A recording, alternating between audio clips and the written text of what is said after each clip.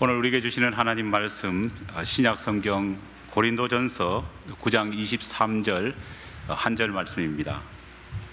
제가 가진 성경책 신약성경 273면에 기록되어 있습니다. 고린도전서 9장 23절 한 절 말씀입니다. 주신 하나님 말씀을 제가 봉독하여 올리겠습니다. 내가 복음을 위하여 모든 것을 행함은 복음에 참여하고자 함이라. 아멘. 할렐루야. 여러분 많이 더우시죠? 전에 있던 교회하고는 비교할 수 없을 만큼 덥습니다. 그런데 지난주에 첫 예배 드리고 오늘 두 번째 주일 예배를 드리는데 저 역시도 신체가 얇은 편은 아니지 않습니까? 더위를 많이 탑니다. 하지만은 알지 못하는 어떤 흥분감이 저한테 생기는 것 같아요. 다른 게 아니고 작년에 우리가 니카라과와 단기 선교를 갔을 때에 그곳 현지 주민들과 드렸던 부흥의 그 기간, 또 말씀을 전파했던 그 저녁 예배가 자꾸만 생각났습니다. 이것보다는요 상상할 수 없을 만큼 덥습니다. 그때 저녁에 저희가 온도를 대강 재보니까 한 103, 4도는 되는 것 같아요. 그런데 바깥이 그렇고 안에까지 들어오니까요 선풍기 한 대 없는 그 예배당이 얼마나 더웠겠습니까? 그런데 너무 미안했던 것은 그렇게 더운 날씨에도 불구하고 모인 성도들이 정말 열정을 가지고 찬양하고 예배를 참석하는 모습을 보면서요 우리가 그동안 너무 편하게 예배 드리지 않았는가 그런 죄송함이 많이 밀려왔습니다. 언젠가는 우리도 저렇게 한번 예배 드릴 텐데 그런 기도를 또 괜히 했습니다. 그거에 비교하지 않지만은요 한 3, 4주 정도 아마 좀 더울 것 같습니다. 그러나 우리가 예배라는 것이 하나님께 드리는 봉사요 서비스인데 또 이 정도는 충분히 견디면서 또 우리의 예배 드리는 마음의 자세를 또 새롭게 다짐하는 또 시간이 된다고 생각하시면서 여러분들이 예배 드릴 때 또 기쁜 마음으로 함께 참여했으면 좋겠습니다. 게으른 화가 한 사람이 있었습니다. 약속된 전시회가 코앞에 다가왔는데 이 화가는 도무지 전시할 작품을 그리려고 하지 않았습니다. 항상 늘 말합니다. 내일 하면 된다. 내일 하면 된다. 그래서 차일피일 미루다가 결국은 전시하는 날이 덜컥 다가왔습니다. 화랑에서 전화 왔습니다. 빨리 준비해온 그림을 거십시오. 자리 다 마련해놨습니다. 지금 오픈할 시간 다 됐습니다. 가만히 보니까 그림이 한 점도 없습니다. 그래서 어떻게 했느냐, 집에 가지고 있던 액자 중에 제일 비싼 액자 하나를 가져다가 아무 그림도 넣지 않고 냉탕으로 그냥 전시회장 벽에 걸었습니다. 그리고 잠시 후에 관람객들이 몰려들기 시작했습니다. 그런데 문제는 관람객 대부분이 벽에 덩그러니 액자만 걸려있는 이 그림을 보고요 고개만 갸우뚱거릴 뿐 누구 한 사람 말하는 사람 없이 다 지나가는 겁니다. 왜냐? 본인이 작품을 이해할 수 없다 그런 생각을 다 하고 있기 때문에 괜히 말했다가는 핀잔 들으니까 다 지나가는 겁니다. 그런데 바로 그때 한 사람이 걸음을 멈추고 화가에게 다가왔습니다. 그리고는 이렇게 물었습니다. 여보시오, 도대체 이 그림 제목이 뭐요? 당황한 이 화가가 빵 먹는 아이입니다 둘러댔습니다. 그러자 남자가 다시 물었습니다. 그러면 빵은 어디 있습니까? 그러자 화가는 이제는 좀 안정을 찾았다는 듯이 좀 뻔뻔스럽게 이렇게 말합니다. 빵은 방금 아이가 다 먹었습니다. 그러자 답을 듣던 남자가 황당한 표정을 지으면서요 재차 화가에게 묻습니다. 그럼 빵은 다 먹었다 치고 빵 먹은 아이는 어디 있어? 그러자 화가가 오히려 벌떡 화를 내면서 이렇게 대답합니다. 여보시오, 빵 다 먹은 아이가 굳이 그 자리에 남아있을 필요 있어? 집에 가버렸어.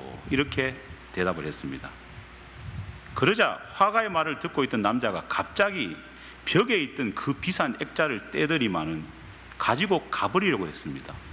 놀란 화가가 그 사람을 향해 소리쳤습니다. 도대체 뭐 하는 거요? 도대체 당신은 누구요? 그러자 남자가 이렇게 말했다고 합니다. 난 이 전시장의 청소부요.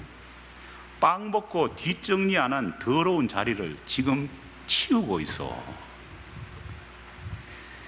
여러분, 알맹이 없이 빈 껍데기만 그럴싸하게 포장하면서 세상을 살아가려고 하는 사람들이 점점 늘어나고 있습니다.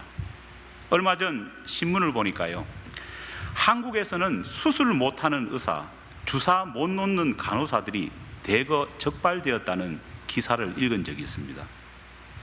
이게 도대체 무슨 말인가 처음에는 궁금했습니다. 의사가 수술을 못하다니, 간호사가 주사를 못 놓는다니, 또 그것 때문에 적발이 되었다. 이유인즉슨 이렇습니다. 바쁘고 힘들다는 이유 때문에 제약회사 직원에게 대리 수술을 맡기고 대리로 수액을 놓게 한 성형외과 의사와 간호사들이 대거 검거되었다는 그런 이야기였습니다.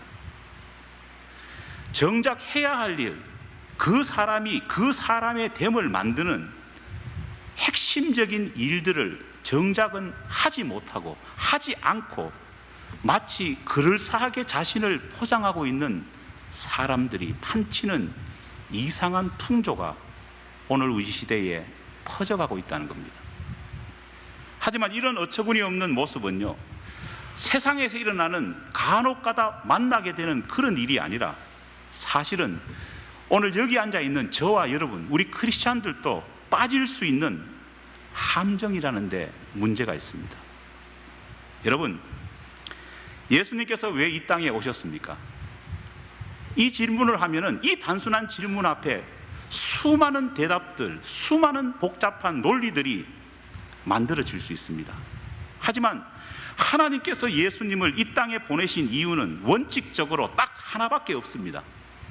그것은 요한복음 3장 16절에 기록되어 있듯이 이 세상을 구원하기 위해서 주님을 이곳에 보내신 겁니다. 믿습니까?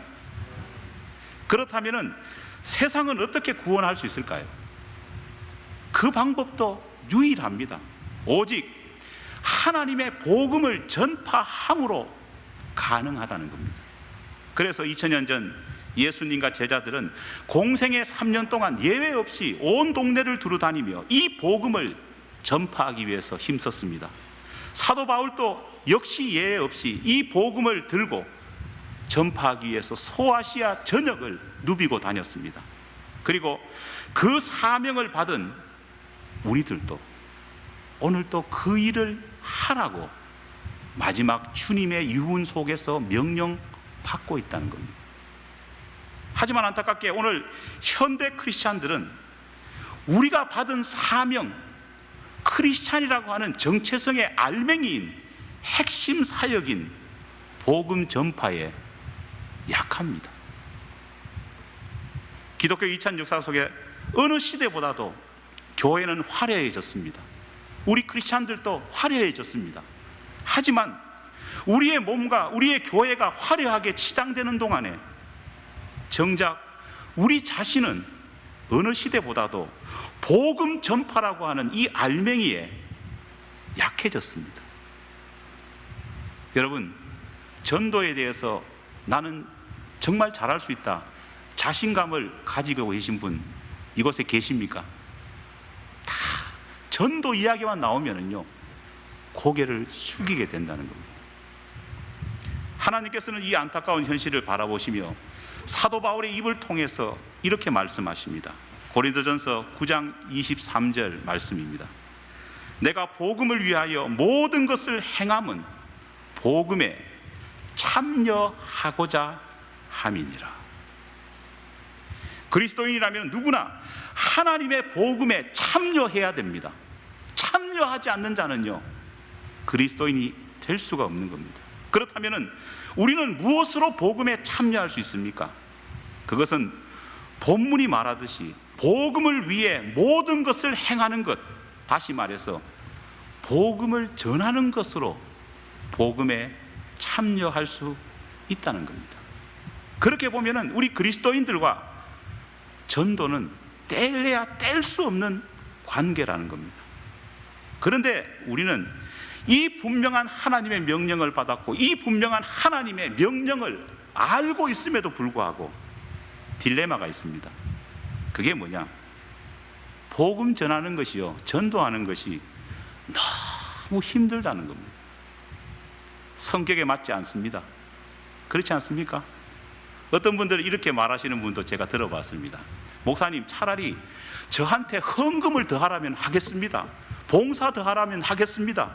하지만 전도만은 점점점. 어떤 분들이 이렇게 토로하는 분도 봤습니다. 나도 사도 바울처럼 전도에 탁월한 탤런트가 있으면 얼마나 좋겠습니까? 너무 안타깝습니다. 그렇게 말을 합니다. 하지만 여러분, 정말 사도 바울이 하나님의 복음을 전하는 일에 천부적인 소질을 가지고 있었을까요? 정말 어느 개그 프로그램의 유행어처럼 전도가 제일 쉬웠어요, 이런 말을 사도 바울이 하고 다녔을까요? 여러분, 성경을 읽어보면 결코 그렇지 않습니다.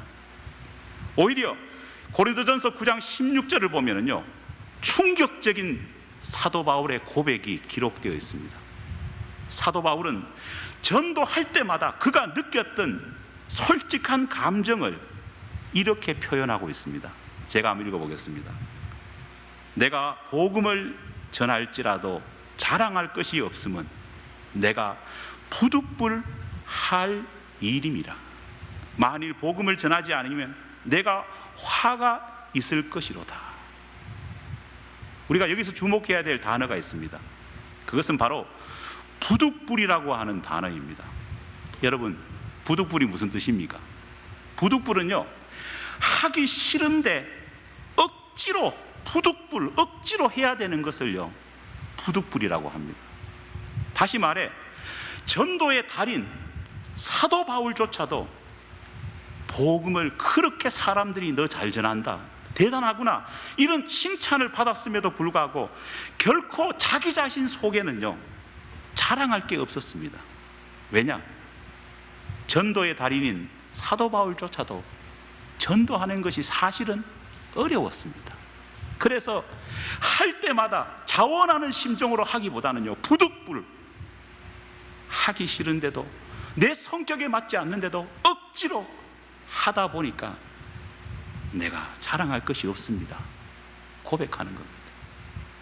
심지어는요, 사도 바울이 이렇게 고백하지 않습니까? 어떤 때는 전도할 때 정말 하기 싫어서 죽겠는데 전도 안 하면은 내게 화가 미칠까 싶어서 무서움 때문에 전도한 적도 있다고 오늘 조금 전에 읽었던 말씀을 통해서 말하고 있다는 겁니다.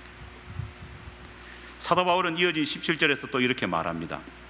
내가 내 자의로 이것을 행하면 상을 얻으려니와 내가 자의로 아니한다 할지라도 나는 사명을 받았노라. 할렐루야. 자발적이고 기쁜 마음으로 복음을 전한다면요, 하나님께서는 우리에게 상을 예비해 주십니다. 믿습니까? 하지만 자의가 아니라 억지로 한다고 할지라도 여러분 스스로 자책하지 마십시오. 사도 바울도 복음 전할 때 기분 좋게 그렇게 하지 못했을 때가 너무나도 많다는 사실을 토로하고 있지 않습니까? 하지만 분명히 기억해야 될 것은 내가 내 자의로 하지 않았다고 할지라도 하나님은 그 가운데 역사하신다는 겁니다. 내가 내 기쁜 마음 가운데 하지 못했다고 할지라도요, 비록 이것이 사명이라고 생각해서 했다고 할지라도 우리의 기분과 상관없이 우리는 전도해야 되고 하나님은 그 가운데에 함께 하신다는 겁니다. 사도 바울도 전도를 얼마나 힘들어했는지 모릅니다. 사도 바울이 이렇게 전도에 대한 부담감, 때로는 절망감, 때로는 무기력함을 느꼈는데 하물며 저와 여러분과 같은 일반 사람들은 어떠했겠습니까?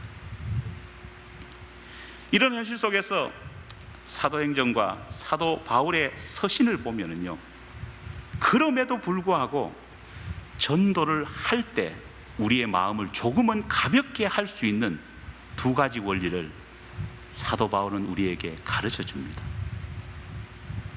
먼저 사도 바울은 전도는 일이 아니라 사명이라 그렇게 말하고 있습니다. 여러분, 일하고요 사명은 어떻습니까? 다릅니다. 일하고 사명은요 근본적으로 다릅니다. 여러분, 어린 자녀들 다 키워보셨잖아요, 그죠? 그리고 지금 또 키우고 계시는 분들 많으시잖아요. 여러분, 애를 키우는 일이요 얼마나 힘든 일인지 모릅니다. 그렇지 않습니까? 아멘 하시는 분이 없습니다. 저는 요즘 너무 좋습니다. 한국에서 저희 친구들 전화 오면은요, 하나님 감사합니다, 할렐루야를 외칩니다. 왜냐?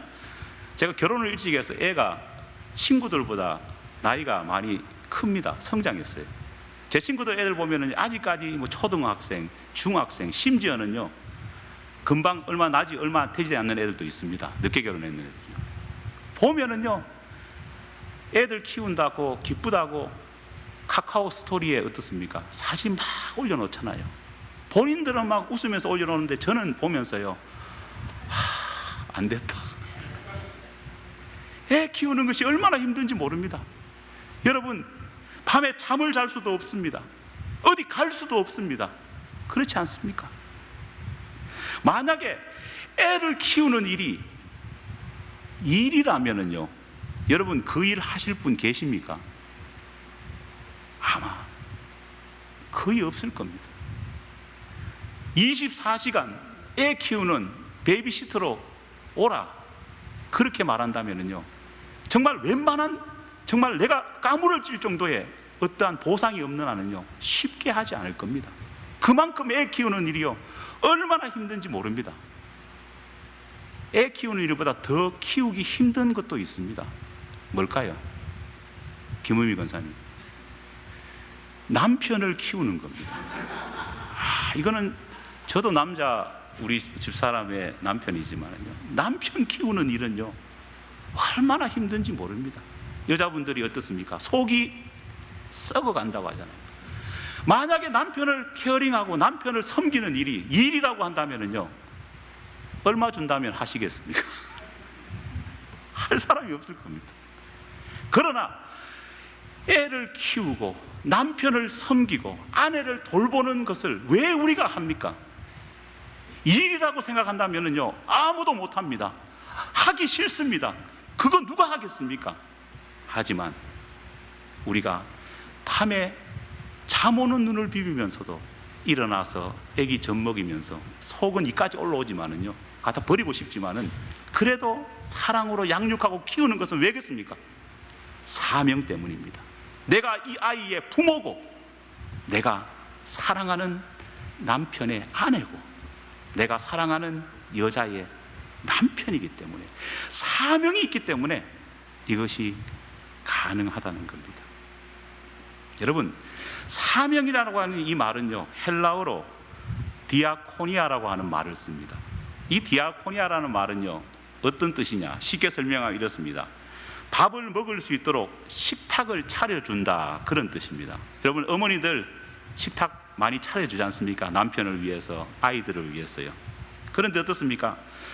정말 아침 일찍 일어나가지고 열심히 준비해가지고 나름대로 식탁을 착 차려서 아이들과 남편 앞에 대령합니다. 그런데 어떻습니까? 현실은 애들이 다 일어나가 옹기종기 앉아가 남편도 다 와가지고 여보 너무 맛있어, 너무 행복해 하면서 먹어주면은 얼마나 이 스토리가 행복하겠습니까? 하지만 현실은 어떻습니까? 그렇지 않습니다. 아침의 현실은 더욱더 참혹합니다. 늦잠 자고 늦게 일어난 자식은요 밥 안 먹겠다고요 어떻습니까? 땡깡을 부립니다. 남편은요 늦었다고 해가지고요 밥은 나중에 먹겠다 하면서 가버립니다. 한사코 부모가 차려준 밥 그 이유를요 이해하지 못하고 가버리는 경우가 얼마나 많습니까? 그러나 그럼에도 불구하고 그 어머니는, 아내는 열받아서 내년부터 안 한다, 그 소리가 이까지 나와도 또 내일 또 어떻게 합니까? 차리고 차립니다. 왜 그렇습니까? 일이 아니라 사명이기 때문입니다. 유난히 고개를 끄덕거리시는 분이 계십니다. 여러분, 대가를 바라지 않고 오직 생명과 사랑으로 하는 일이 뭔가? 그게 바로 디아코니아, 사명이라는 겁니다. 전도도 그렇습니다. 전도도 일로 생각한다면요 못합니다. 사도 바울이 만약 아무리 사도라고 할지라도, 아무리 예수님을 만난 사람이라고 할지라도 전도를 일로 생각했다면요 6개월도 안 돼서 기법했을 겁니다. 하지만 사도 바울은 알았습니다. 전도는 뭐라고요? 일이 아니라 사명입니다. 내 자식을 키우듯이, 내 남편과 아내를 돌보듯이 생명을 위해서, 사랑을 위해서 하는 것이기 때문에 견딜 수 있다는 겁니다. 사랑하는 여러분, 새로운 교회에 왔기 때문에 우리가 전도해야 되는 것이 아닙니다. 전도는 우리 그리스도인의 정체성이고 사명입니다.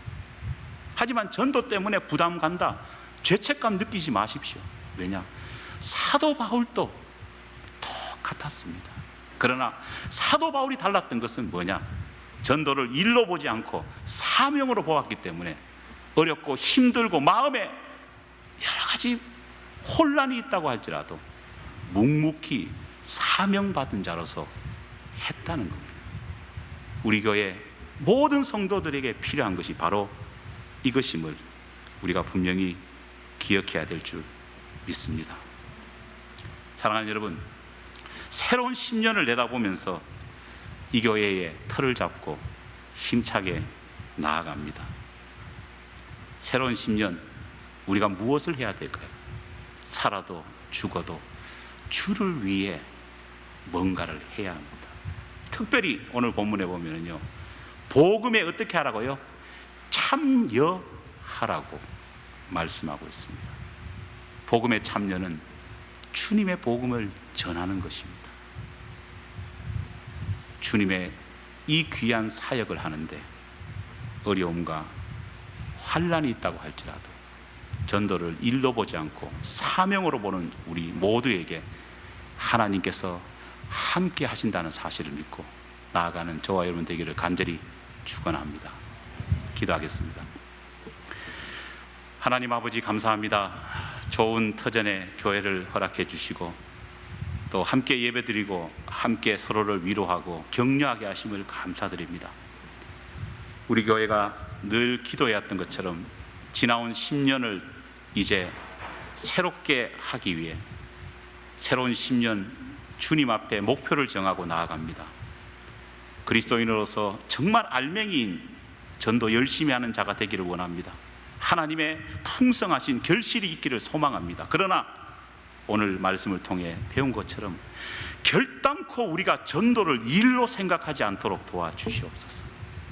사명으로 생각하게 도와주시옵소서. 생명과 사랑의 일로 생각할 수 있게 도와주시옵소서. 전도하는데 마음의 부담감과 내 마음에 여러 가지 두려움이 있다고 할지라도 그것 때문에 실족하는 것이 아니라 사도 바울이 말했던 것처럼 부득불이라도 했을 때, 그것이 사명으로 했을 때 하나님의 역사하심이 함께 한다는 사실을 믿을 수 있는 우리 모두가 될 수 있도록 도와주시옵소서. 우리 교회 10년을 하나님께 맡깁니다. 주님 도와주시고 역사하여 주시옵소서. 믿사오며 예수님 이름으로 기도하옵나이다. 아멘.